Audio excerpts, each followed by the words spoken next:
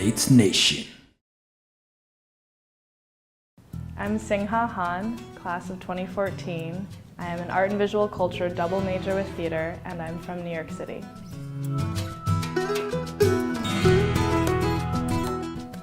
So I have been drawing and painting probably since I, had a pencil in my hand, but I didn't really have a reason to why I did it. It was just something that I would always do, whether it was doodling or just in my free time. But I think one of the reasons why anybody creates art, whether it's writing or painting or theater, is that it's a form of communication and expression. And I think one of the reasons I do it is that it is a challenge. It's difficult. It involves a lot of hand-eye coordination, and sort of like building that skill is something that's really enjoyable. And, sitting down for 15 minutes every day and looking at a cup of water and sketching it and seeing yourself getting better. But then in addition to that, you're honing a skill of communicating how I feel, and my thoughts and the world around me and how I'm interpreting it. And for me, that's the most honest way to bring that to other people. And I've always been encouraged to make art. Both my parents have always sort of, in addition to schoolwork and time studying math and science and English, they would give me time to paint and to make art or to be in dance classes or music lessons. And I've sort of emphasized the fact that understanding creativity is a way to figure out empathy with other people. But additionally, it's just sort of a compulsion. It's like this itch. I get this picture in my head and I'm not really satisfied because it's like this feeling and this picture, and I'm always trying to figure out what it is, and if I can put it on canvas and someone looks at it and gets it and thinks, oh, like I feel something too, like I get that moment, and there's no one word that would explain that, but they know what it is.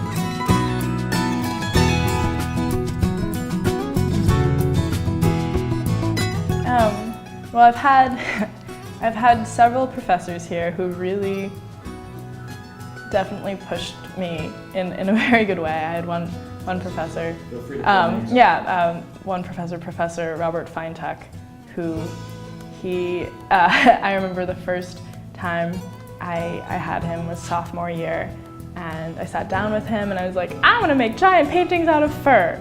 And he was just like, okay, well, let's talk about that. And what I really love about his approach is that he never pushes students to, he never gives them ideas, but he sort of weasels out why they're making work. And continually would tell me, like, do too much, push it too far, like, be as crazy as possible. Don't worry about people thinking your art is weird, because people will always think your art is weird. And one thing that was really great is the art department sponsored, or I guess they stayed in touch with me and sent me off on a study abroad program to Central St. Martin's, which is a fine arts school. So I sort of dipped my toes in the water of this really intense, high-powered, fashion, fine art, graphic design, theater, intensive school. And the whole time I was there, I was in touch with Professor Feintuck actually being like, is this normal? Like, there are people here who are doing things that I didn't even know existed. But having a balance between the two is really interesting. And I noticed while I was there that I didn't have classes, and I didn't really have professors meeting me. They met, every 2.5 weeks, and we talk about what I was doing in my studio space, but it's very open. They just kind of give you a wall and say, make as much work as you possibly can, which was so different from being like in a setting where in a painting class you'll have a new painting due every week and a half. So going between the two sort of helped me figure out why I was doing this and why I wanted to paint. But in particular, I would say Robert Feintuck and Joe Nicoletti, who are both very, very, very talented painters. I mean, they love to push and they love to say, that part of your painting isn't working. You probably need to wipe it all out. Or when you do something really weird, they'll be like, what's going on in your life? Why'd you paint that? Is everything okay? And they definitely focus on creating this personal relationship with their students. They're not afraid to call them out on things in their work. And they've always treated me as if I were, a professional artist, not, a budding student, which is really wonderful. And since they're also both fine artists, the things that I'm thinking about, they're thinking about, and the tools and techniques that I want to know, they want to talk to me about. Additionally, Pamela Johnson, who runs the art department, has also been very supportive with the way I've wanted to, this year, do my theater thesis in the fall, and also do a year-long studio art thesis, which was really important to me because the two ended up fueling each other a lot. And being a double major in two creative fields sort of influenced what I was doing in both of those, and the things that I wanted to talk about and the things that I wanted to study and the stories that I wanted to focus on. And so having the support from the department to not just be like, oh, just an artist or just a painter, was really wonderful, and I think unique for me from other people I know at other institutions. But I don't know, I think it's different for every student who comes through and decides what role they want art to play in their life.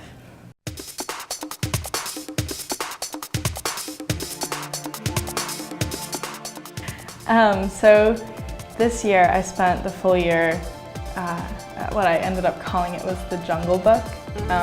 It was a year-long thesis in painting, and what I focused in was I ended up creating these large figurative oil paintings of women engaged in some way in this private space with an animal.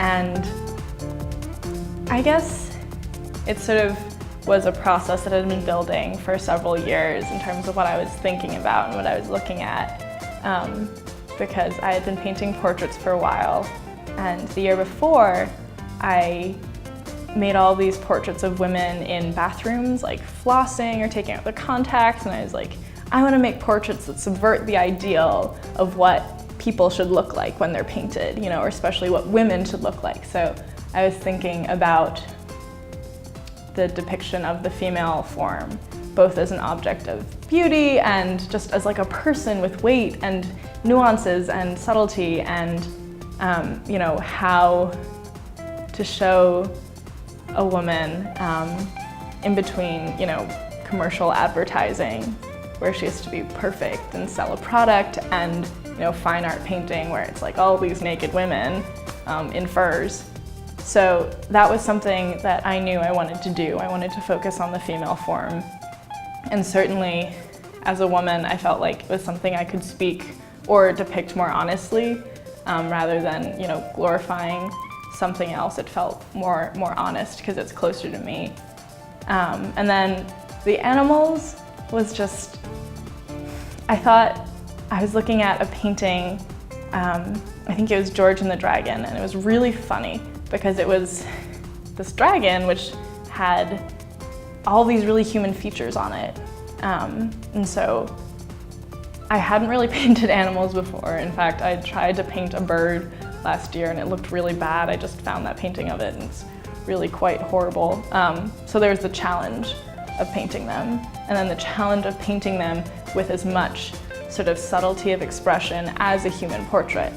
And then additionally, there's just all of this symbolism that comes with animals, whether you're looking at Western or Eastern culture, and certainly as my background bridges two of those, it gave me a lot to think about in terms of adding story. And I started with a crocodile because I really was interested in the texture. And the more I thought about the texture of a crocodile and bed sheets and a person and their hair and their skin, and it was sort of the super sensorial texture that I was creating, and I would tell people about it and they'd be like, oh, why would you do that? And I was like, I'm determined to make this thing that makes people scared, this predator, seem tender or seem loving. And there was something really cliche about putting, crocodiles or monstrous animals with women. And I was like, just determined to subvert that. I don't know if I did it, but I thought it would be a fun challenge. And as the year went on, one of the ways I went through it was thinking about, I'd look at an animal and sort of obsess over it for a while and talk to people.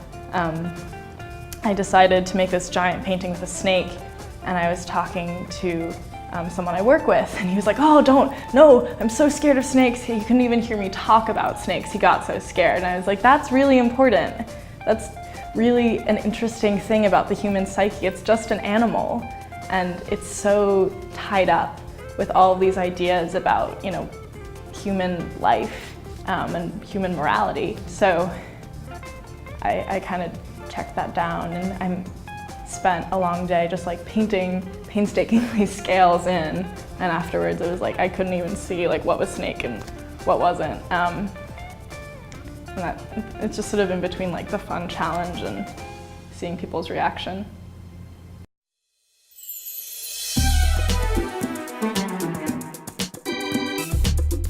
I certainly think that it's funny. I really didn't do theater, and I didn't do very much art. I didn't do art in a classroom setting before I came to Bates.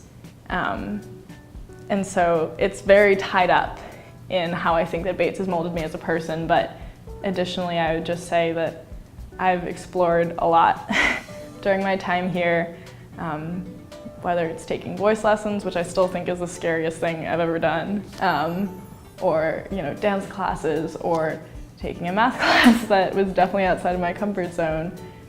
Just sort of coming in and feeling like I could jump into these departments was really exciting. And then, I don't know, it's been pretty great coming from New York and coming from my strange background of whatever, and getting to share that has been really interesting. I always say that all of my friends kind of treat where they're from like it's like a gift that they get to share with people when they talk about themselves. And so whatever I've made has come from all the people around me and from being next to people who are obsessed with saving one species of fish. Like that's what they're doing with their time is going to influence me more than like I think me, sitting in my studio, probably. So, I spent the entire year like cooped up in a tiny studio with 3 other painters, and getting that experience, not feeling like I'm alone in my academic career and I have like one professor who knows my name. Instead, I have this large community who I'm sharing my work with. Is pretty great. Before I came to Bates, I definitely would not feel comfortable sitting in a room talking about myself at a camera. I was not the type of person who went for such who was really accustomed to be asking to share. And I think that through the art department, through the theater department, through admissions,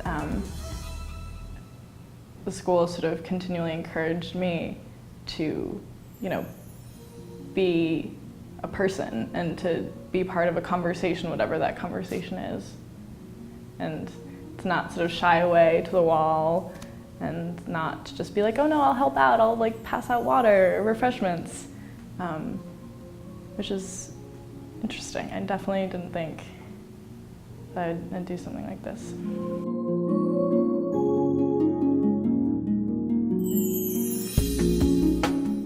Oh man. Well, I think there are a lot of meanings to that. I would say I've definitely touched on this a little bit before, but it really does mean having a lot of love for this place and feeling like whatever comes up, you're